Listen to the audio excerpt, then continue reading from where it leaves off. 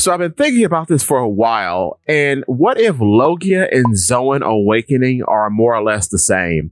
The reason why I'm coming to this conclusion is because, unlike Paramecia, what Logias and Zoans seem to do is kind of hijack the entirety of the person who has consumed the fruit.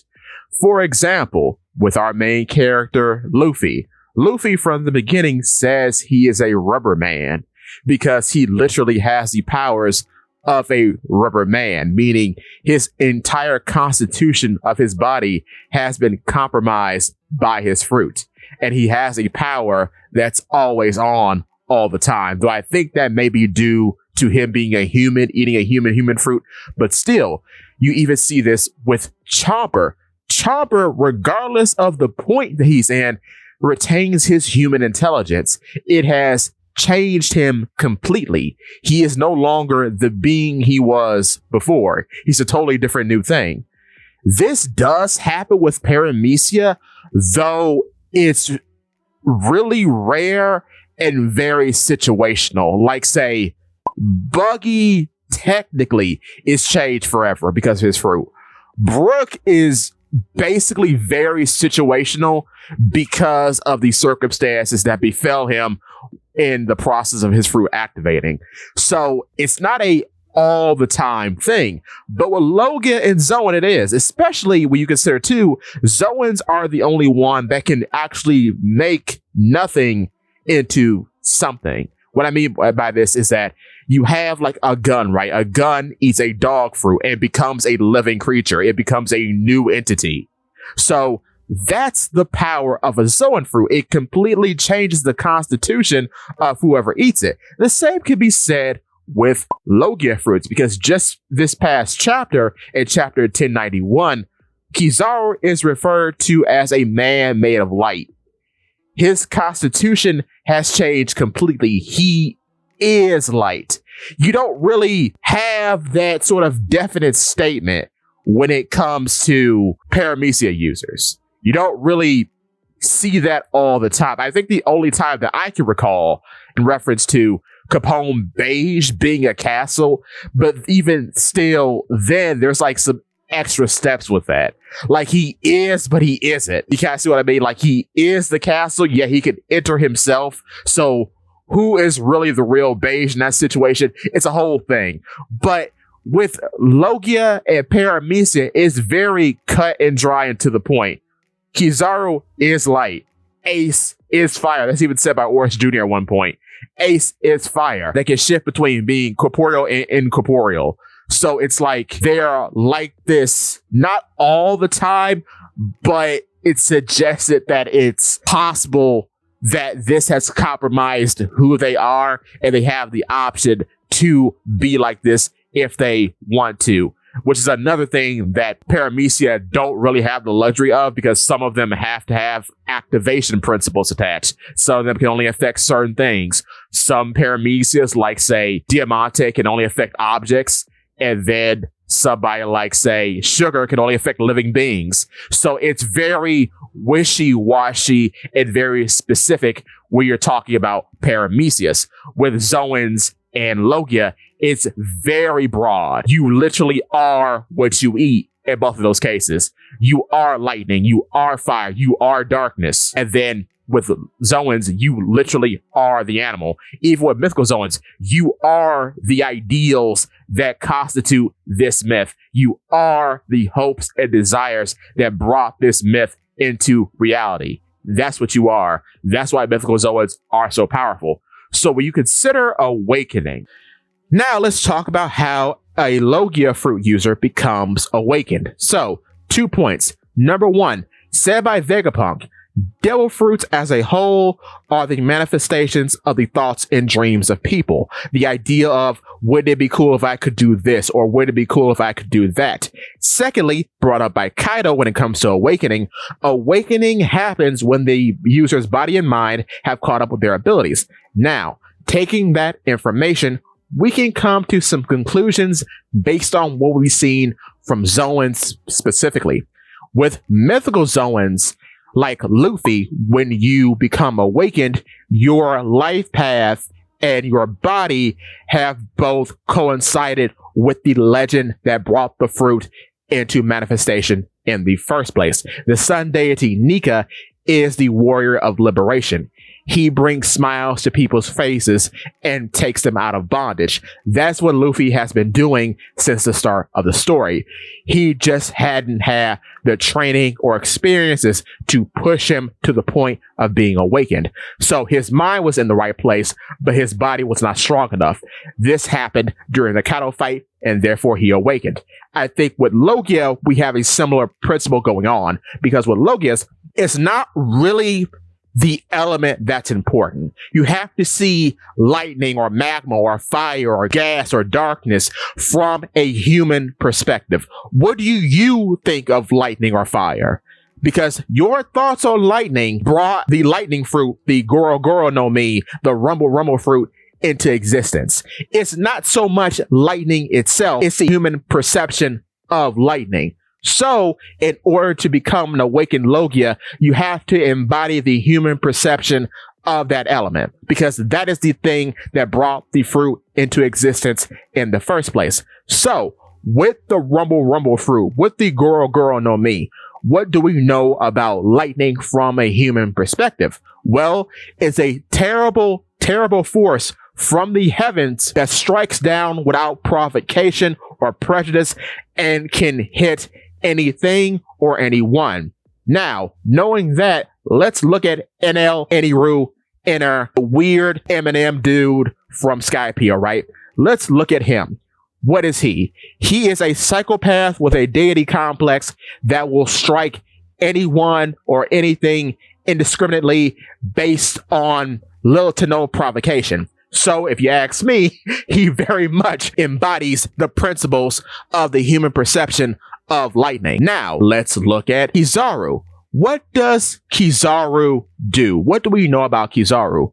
Well, Kizaru has a particular brand of justice called unclear justice. So he can either approach a situation very calmly and plainly, or he can be a goon and just zap everybody with no remorse. So, does that reflect the human experience with light?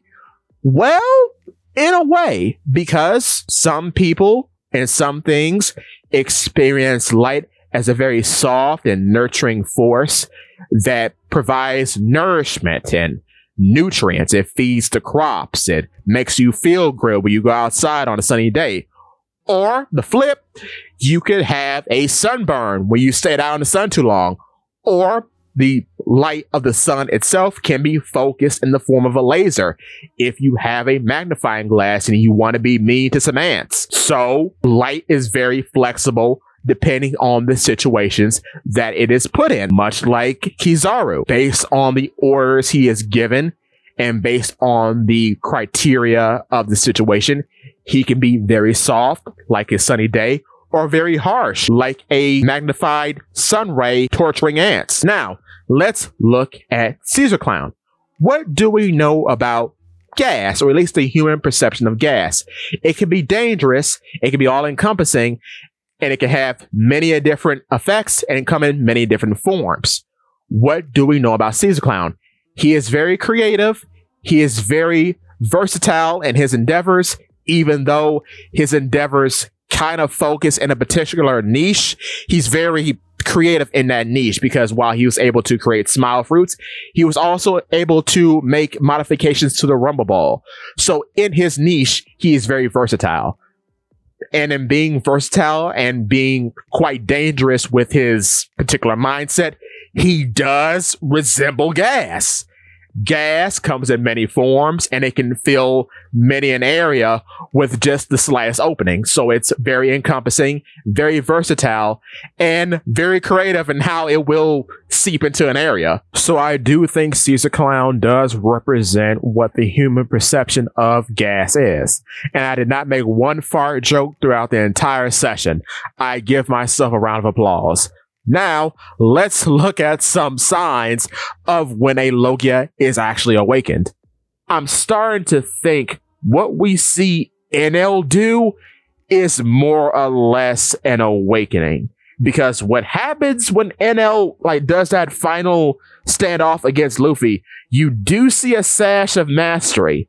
And I could believe that Logia are treated in that way because they essentially are the avatar of the element. So what if here in Egghead, we finally see what an awakened Logia is? I think what will happen with an awakened Logia, I don't think it's like the climate control thing. I don't think it's that, because we've seen from Ace that's just kind of a weird mental thing that they could just exude on an area. Like, they put effort into it and it just happens. It's been theorized for a while that Crocodile was also doing that with Alabasta. That's why it didn't rain. He like perpetuated dryness in areas. And then Boogie Powder just sort of worked in tandem with his fruit.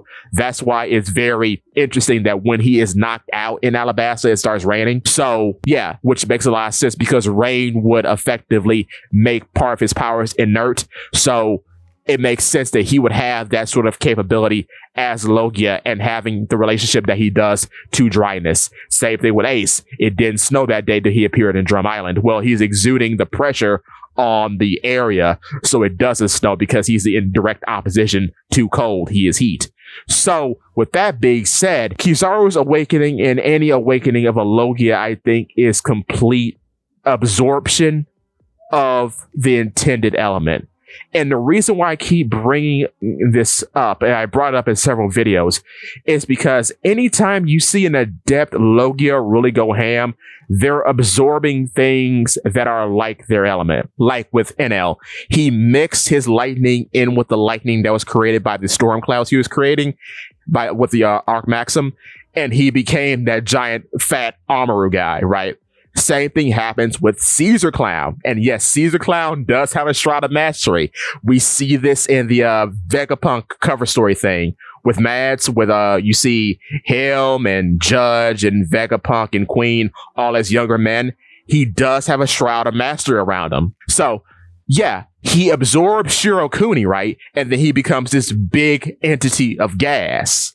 And then, of course, Luffy bodies him. So that's what I'm thinking. I'm thinking awakening, much like with Zone Awakening, is a transformation, but it allows you to absorb things that aren't necessarily things you generated, but are things that are like you. So NL mixing his lightning in, and then that lightning mixing it with the lightning created made him more powerful. Or like Shirokuni. Shirokuni is a gas created by Caesar, but it's not from Caesar. So he was able to eat that and obtain this new bulky form. I think that's going to happen in Egghead with Kizaru, because let me remind you that the hologram generation and the entire dome that's around Egghead is light. It is him. And seeing as how this is being brought up multiple times, if Kizaru is pressed by Luffy, which I think he will be, I think he'll be forced to actually absorb the entirety of the force field, either by mixing his light in with the light of the force field or just eating the force field itself and then turning into this big deity of light. So if Kizaru eats the laser dome called the Frontier Dome that's protecting Egghead, I think he will obtain an awakened state, because an awakened Logia, I think overall, or at least one aspect of it, is consumption and not exertion. We'll talk about the other aspect in a moment. But I think when he does eat the Frontier Dome, he's going to undergo a transformation, much like how NL did at the end of Skypiea when he became that big fat Amaru form, this big fat body of lightning. I think Kizaru's going to undergo a similar transformation, but I think this transformation is going to be a giant yellow monkey.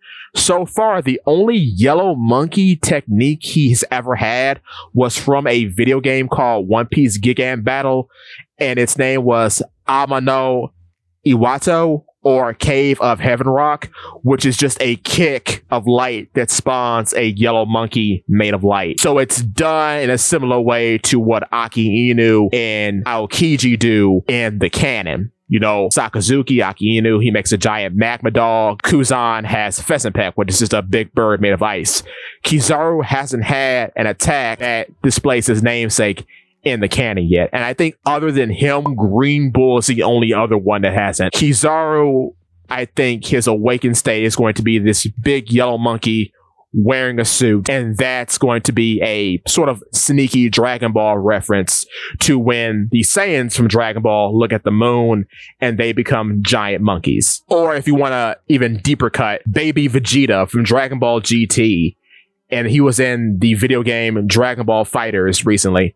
When he becomes a Uzaru, he becomes a golden Uzaru. Goku also becomes a golden Uzaru, a golden great monkey, and that was the prelude to Super Saiyan 4 for Goku.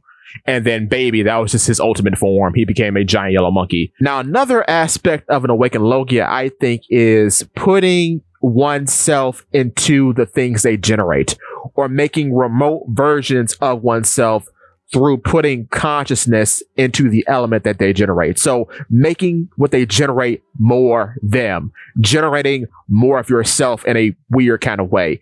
And we've seen this kind of in two parts. One of the most obvious ones is with Karasu, the user of the Soot fruit, because before actually seeing him, we've seen his Soot crows, the crows he generates out of soot. And in those Soot crows, we've seen they've been able to actually speak without him being there. And they've been able to make crow noises, which is kind of funny because that could mean that he was just making crow noises for the heck of it, which is very funny. But regardless, he's actually making these things talk, or they're remote versions of Karasu himself. So he's imbuing himself into his constructs, which is something we have not seen before. We have seen many a Logia make animal constructs like NL or Akainu, but none of those constructs have been able to actually speak. So this is a very interesting development. And I think the baseline of that, like I said before, is putting oneself into the element that you generate. This is kind of like with Perona, the user of the Hollow fruit, in which she can see through the ghosts she generates with her ghost network. So in this situation, it's like a Logia kind of adopting some abilities that we see in Paramecia users. Another flip to this, which is more like the avatar state that I was mentioning earlier with NL in his Amaru form, is this kind of weird incorporeal avatar-like state that some Logias are able to concoct, because we see this in Punk Hazard with Caesar Clown. Caesar Clown, before his initial design was shown off, appears in this weird gaseous state.